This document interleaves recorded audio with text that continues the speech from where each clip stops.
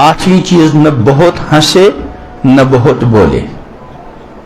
زیادہ ہنسنے سے حدیث میں آتا ہے دل کیا ہو جاتا ہے؟ مردہ ہو جاتا ہے. ہاں کبھی کبھی اپنے دوستوں کی دل جوئی کے لیے حضور علیہ السلام کی عادت مبارکت عام طور پر صحابہ کے ساتھ مسکراہٹ کے ساتھ ملا کرتے تھے.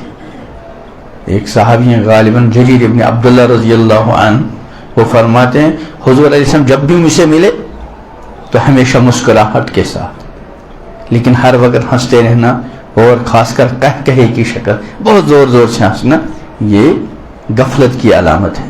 تو زیادہ نہ ہنسے نہ بہت بولے. آدمی جب زیادہ بولتا ہے تو پھر بعض مرتبہ کچھ ایسی چیزیں بھی ہوتی ہیں جو غیر مناسب غیر شرعی ہوتی ہیں.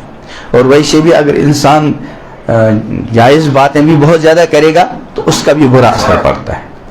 شیخ سعدی کا ہے یا فرید الدین عطار علیہم الرحمہ میں سے کسی کا ہے کہ دل زمر پر گفتن بمیرت در بدن گرج گفتارش بود در عدن، کہ دل زیادہ بولنے سے سینے کے اندر دل مر جاتا ہے.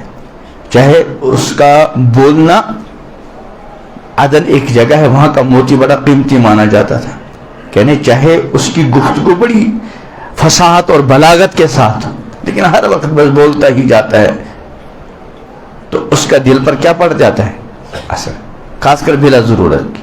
حکیم الامت حضرت تھانوی رحمۃ اللہ علیہ فرماتے ہیں کہ ایک بیچارہ خربوزے والا دن بھر آواز لگاتا ہے خربوزہ خربوزہ تربوزہ ہوتے ہیں نا یہ ریڈی والے آواز لگاتے ہیں، وہ ضرورت کے تحت ہوتا ہے کہ اس کا برا اثر دل پر چونکہ ضرورت کے تحت. اس کے بعد اگر بلا ضرورت کے ایک بات بھی کر لی تو اس کا فوراً دل پر کیا پڑ جاتا ہے اثر پڑ جاتا ہے. لیکن اب ہر آدمی اس اثر کو محسوس نہیں کرتا لیکن اثر پڑ جاتا ہے. تو اس نے کیا فرمایا نہ بہت ہنسے نہ بہت بولے، خاص کر نامحرم سے بے تکلفی کی بات نہ کرے. یہ پہلے بھی آئی تھی بات. اسی لیے عورتوں کو بھی حکم ہے کہ اگر کبھی ضرورت کے موقع پر کسی غیر محرم سے بولنے کی ضرورت پڑ گئی، کبھی ہو جاتا ہے کہیں آفس میں اسکول میں پڑھنے میں پڑھانے میں، تو خواتین کو حکم ہے روکھا پن اختیار کرے. فلا تخضعن بالقول، گفتگو میں وہ پرکش اور نرم انداز اختیار نہ کرے. کیوں؟ فیطمع الذی فی قلبہ مرض، کہ اس کی وہ جو پرکشش بولنے کا انداز ہوتا ہے اس کا مرد کے دل پہ بعض مرتبہ کیا پڑتا ہے برا اثر پڑتا ہے.